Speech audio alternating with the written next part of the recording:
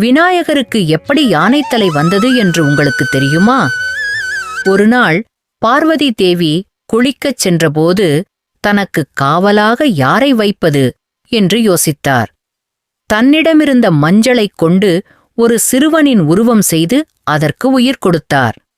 அந்தச் சிறுவனிடம், நான் குளித்து வரும் வரை யாரையும் உள்ளே அனுமதிக்கக் கூடாது என்று கூறிவிட்டு சென்றார். அப்போது அங்கு சிவபெருமான் வந்தார். அவர் யார் என்று அறியாத அந்தச் சிறுவன் பார்வதி தேவியின் கட்டளையை மதித்து அவரைத் தடுத்தான். இதனால் கோபமடைந்த சிவபெருமான் அவன் யார் என்று அறியாமல் வாளால் அவன் தலையை வெட்டினார். இதைக் கண்ட பார்வதி தேவி மிகுந்த கோபமடைந்தாள். உலகமே அழியுமளவுக்கு அவள் சீற்றமடைந்தாள். தன் தவறை உணர்ந்த சிவபெருமான் உடனே தனது படையினருக்கு உத்தரவிட்டார். அதாவது, வடக்கு திசையில் முதலில் கிடைக்கும் உயிரினத்தின் தலையை கொண்டு வாருங்கள் என்றார். அவர்கள் சென்றபோது காட்டில் ஒரு யானை வடக்கு திசையில் தலை வைத்து உறங்கிக் கொண்டிருந்தது.